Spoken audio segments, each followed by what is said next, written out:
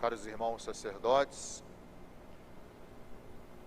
caríssimo acólito Cássio, queridos fiéis em Cristo, é um motivo de grande alegria para nós quando nos reunimos na casa do Senhor para celebrarmos a ordenação. Eu gostaria de chamar a atenção sobre aquilo que a liturgia nos faz rezar, nos faz presenciar, o que é fruto da própria graça de Deus, quando nós já começamos a liturgia com a oração de coleta, que menciona a oração. O tema da oração também está presente na primeira leitura, retirada da primeira carta de São Pedro, que instrui os seus fiéis da comunidade, como apóstolos de Cristo, confirmando-os na fé, fala da importância da oração no seio da comunidade. Mas no final do texto vocês observaram que também fala da provação. E a centralidade do Evangelho é o amor. Oração, provação, amor. Nós celebramos também as várias vocações na igreja, conjuntamente nesse mês vocacional, fazendo uma deferência especial à família. E eu sei que vocês fizeram aqui uma semana vocacional, rezando pelo nosso irmão Cássio. Eu acompanhei pelas mídias sociais e também me chegou a informação através de muitos sacerdotes que aqui passaram celebrando. Porque é exatamente da força da oração do povo de Deus que surgem as vocações para o serviço à Igreja de Cristo. E é do seio da comunidade que a força desta oração faz, em primeiro lugar, frutificar as várias vocações no interior da igreja, de que nós necessitamos para que ela seja uma igreja viva, dinâmica, como sinal forte e sacramental do amor de Deus, que é um amor universal. E assim, recebendo esse chamado do Senhor, é que nós nos colocamos a serviço. Por isso, esse nosso irmão, como tantos outros da nossa diocese, que já responderam sim, se colocam à disposição para serem instrumentos dessa graça de Deus. Então, por isso, começamos com a oração, porque sabemos que a nossa vocação à santidade, a vivência do cristianismo, nos leva a uma provação, porque não existe cristianismo sem cruz. E a nossa fé é sempre provada. Mas nós temos que nos lembrar do que nós ouvimos neste Santo Evangelho, que nós contamos com duas coisas importantes para a vivência da nossa identidade vocacional ou ministerial: o amor e a amizade. Contamos com o amor de Cristo que nos chama e nos acompanha. E quanto mais nós intensificamos pela oração, pela espiritualidade, que vai dando envergadura ao nosso ministério, mais a graça de Cristo vai frutificando em nós. Buscar a Deus. A oração nos leva a uma busca de Deus, e essa busca de Deus estreita fortemente a amizade com Ele. E assim é que nós vamos intensificando, como muitas pessoas que começam uma iniciativa de um relacionamento pela força do amor, e que passa o tempo, vai aumentando a força desse amor. Nem a caducidade do tempo pode desconstruir a força do amor de Deus.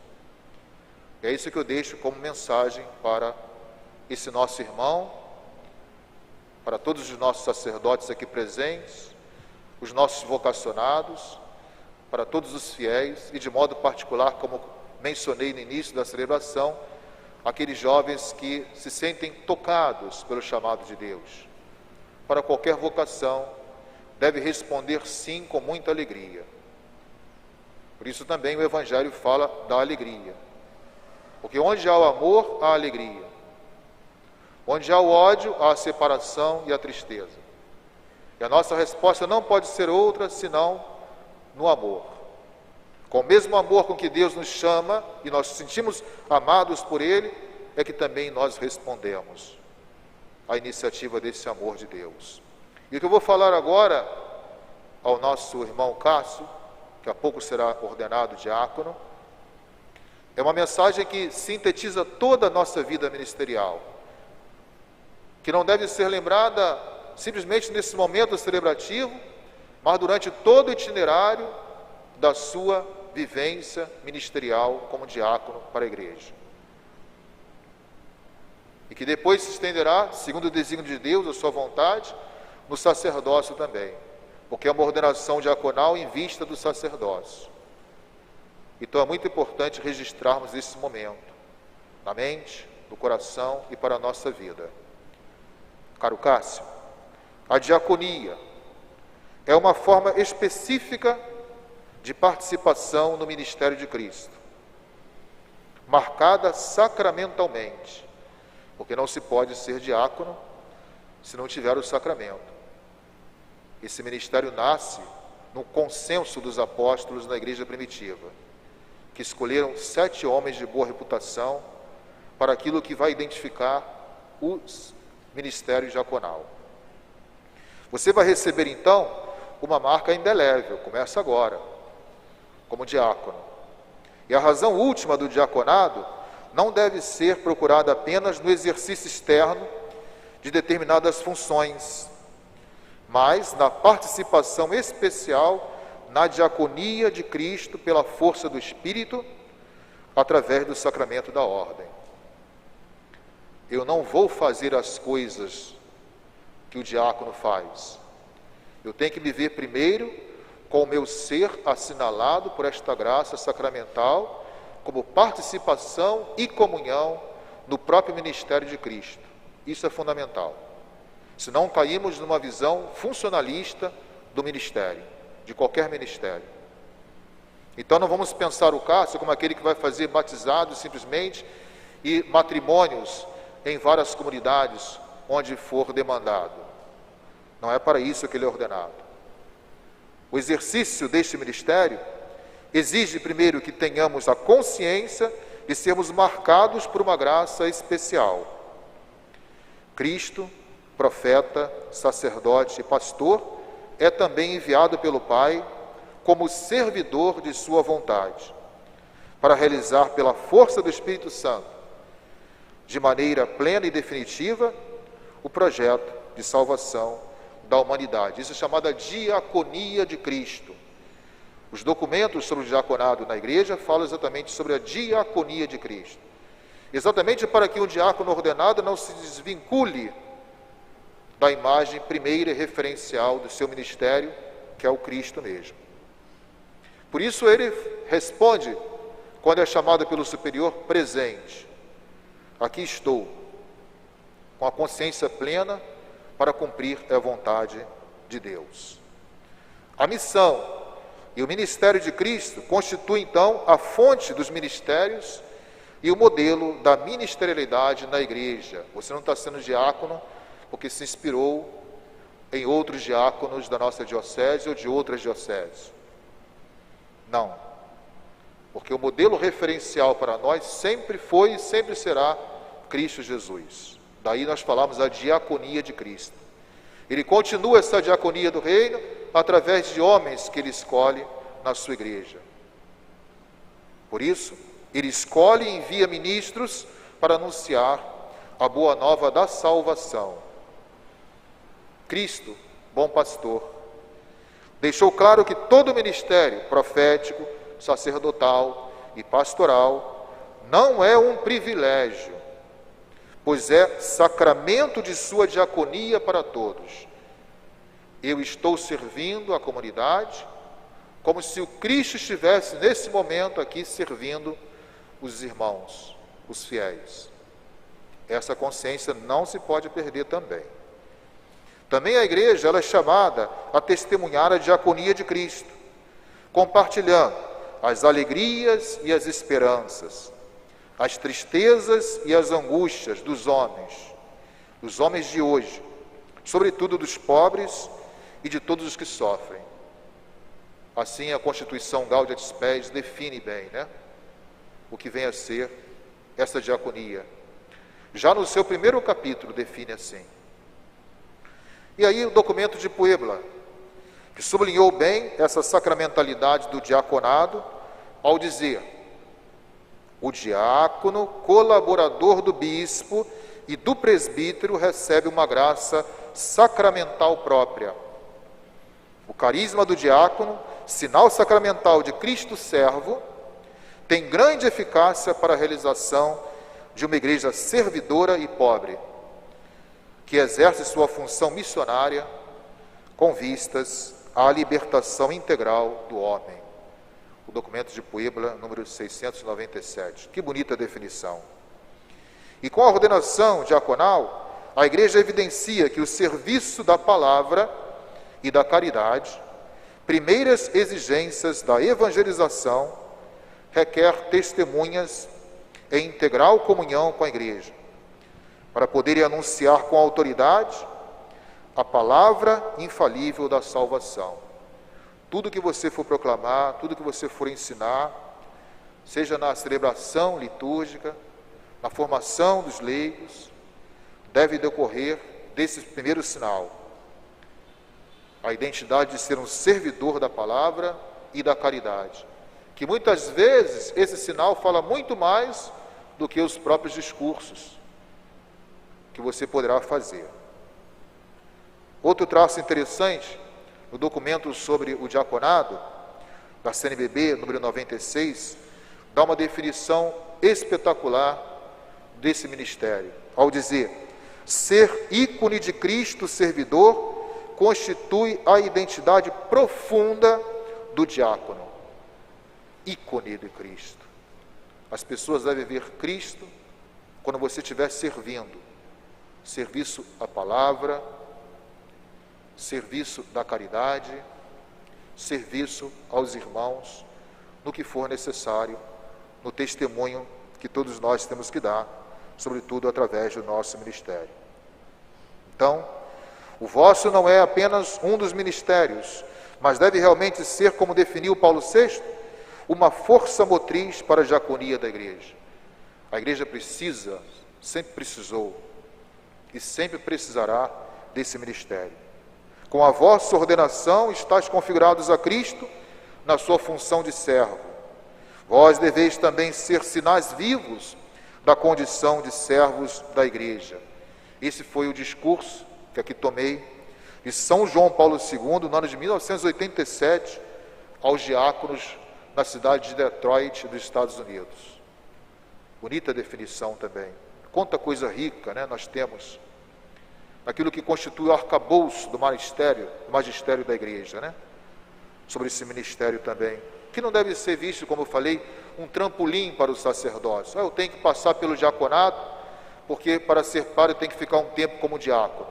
Não, eu ordenei os 2 padres, eles ficaram praticamente 1 ano experimentando o ministério e vivendo o ministério diaconal, e eles disseram: que bom, que tempo bom. Me dá até saudade do tempo que eu era diácono. Como foi bom esse ministério para nós. O quanto nós experimentamos esse trabalho, essa configuração com Cristo, através do sacramento da ordem no grau do diaconado. O diaconado é um sacramento da caridade. Primeira coisa que as pessoas têm que pensar é isso. Olhar o diácono e pensar: é o homem do Evangelho, da Palavra de Deus, e o homem da caridade. Por isso, muitas vezes as pessoas vão acorrer a você. E a igreja está se esmerando para atender a tantas demandas, esse tempo de sofrimento, de pandemia, que tem multiplicado ainda mais o seu trabalho caritativo, de assistência social aos mais fragilizados, aos mais vulneráveis. Se de um lado tem o sofrimento, tem esta beleza de uma igreja samaritana, né? Que está sendo solidário aos irmãos que sofrem. Então é um tempo propício para todos nós, não só ele com um ministério específico, ordenado, mas todos nós cristãos exercermos a caridade que é para todos nós. Esse amor que Cristo fala no Evangelho, que não pode faltar e que é a nossa identidade como cristão e cristã no mundo.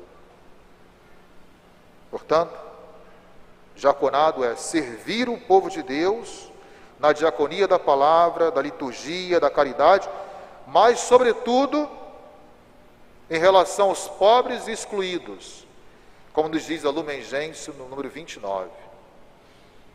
O diácono não é ordenado para si mesmo, nem para se colocar acima dos leigos.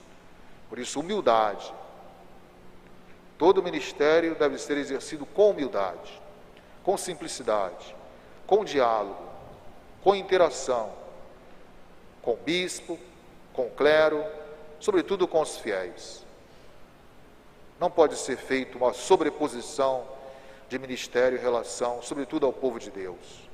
Porque nós saímos dessa raiz, saímos do povo de Deus, para servir esse mesmo povo de Deus, e não para nos colocarmos acima, numa visão principesca do ministério que nunca podemos ter. Permanecei no meu amor. João 15, 9. Este foi o lema que você escolheu para a sua ordenação, partindo do evangelho que acabamos de ouvir.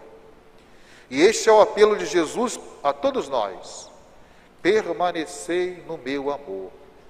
É esse o mandato, é esse o imperativo do amor que Jesus deixa para nós e que está deixando agora como sinal da sua voz para esse nosso irmão que será revestido da ordem do diaconado. Este é o apelo de Jesus para todos nós. Não existe ministério e nem discipulado fora da comunhão com Cristo. Por isso eu falei da importância da oração. É o primeiro passo para a nossa comunhão com Cristo. Viver, então, o mandamento do amor é a única condição de um ministério exitoso e frutificante. Jesus sabia disso, por isso instrui. Talvez a única coisa de fundamental nesse Evangelho de João, que Jesus pede, aliás, João define Deus como amor primeiro. E o único pedido essencial, fundamental de Cristo aos seus discípulos e a todos nós é o mandamento do amor. Para tudo, o ministério torna-se exitoso e frutificante, daí a relação de Jesus desse amor com os frutos. Frutos de alegria. O amor é o selo de Deus em nossa vida e nossa missão. Como é bom nós vermos um ministro que ama e se sente amado. Que se sente amado por Deus e faz o quê? Transforma o seu ministério em uma doação de amor a todos, sem exclusão. Viver amando, viver para o amor e viver amando.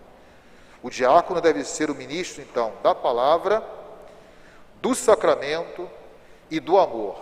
Amor caritas, ou amor ágape. Por isso é esse mesmo amor que Cristo dá aos discípulos e à sua igreja. A amizade com Deus, a amizade com Jesus, especificamente, como foi abordada no Santo Evangelho, através da oração, da espiritualidade, do serviço e da doação à igreja, que na verdade é o rebanho de Cristo, transforma a nossa vida em uma oblação agradável a Deus. Por isso você vai erguer na celebração eucarística o cálice, juntamente com o sacerdote que ergue a patena, com o corpo de Cristo. É nesse momento que você entende profundamente o seu ministério diaconal. O mesmo Cristo que se doou na cruz é o mesmo Cristo que continua a se doar à igreja, nutrindo-a com a sua presença sacramental, fortalecendo-a com a sua presença sacramental. Hoje, com a imposição de minhas mãos, você participará do ministério de Cristo, palavra definitiva do Pai, que constitui a essência do ministério diaconal. Assim, você recebe também um mandato, o mandato e a missão do serviço com esta ordenação. Serviço da palavra e da caridade são as primeiras exigências da evangelização, caso contrário, não será possível anunciar o Evangelho com autoridade e com alegria. O Papa Francisco fala muito disso, né? O Evangelho da alegria não pode ser anunciado de outra maneira. O Concílio Vaticano II E aí concluo. Ao restaurar o diaconado, citando São Policarpo, disse assim: misericordiosos e diligentes, procedam em harmonia com a verdade do Senhor, que se fez servidor de todos. Servidor de todos. Que o seu ministério seja como esse ícone de Cristo servidor, que a igreja precisa tanto hoje. E como não poderia deixar de mencionar aqui uma frase que no dia de hoje nós estamos celebrando o rito da ordenação diaconal, mas a igreja tem a memória de Santo Agostinho. E aí, refletindo durante a semana, numa mensagem de Santo Agostinho para esse nosso irmão Cássio, eu escolhi esta que vai abrilhantar sempre a nossa vida ministerial, de um homem que também passou por um processo de conversão, encontrou muitas dificuldades, e às vezes é bom nós encontrarmos dificuldades antes de nós abraçarmos o ministério, porque a vocação não deve ser uma coisa fácil ou certa. Muitas vezes essas dificuldades que nós encontramos antes da nossa ordenação ajuda a maturar ainda mais a graça de Cristo em nós e a nós valorizarmos ainda mais o tesouro que Deus coloca no nosso pobre e frágil vaso de argila. E eu conheço muitos bons sacerdotes hoje que passaram por muitas provações no período da sua formação, mas se tornaram grandes sacerdotes e são grandes sacerdotes. Não que os outros não tenham passado, nada disso.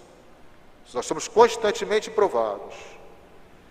Mas Santo Agostinho foi também, e fez uma forte experiência da misericórdia de Deus, que chamou este homem para ser então um dos padres da igreja latina, um dos defensores da fé.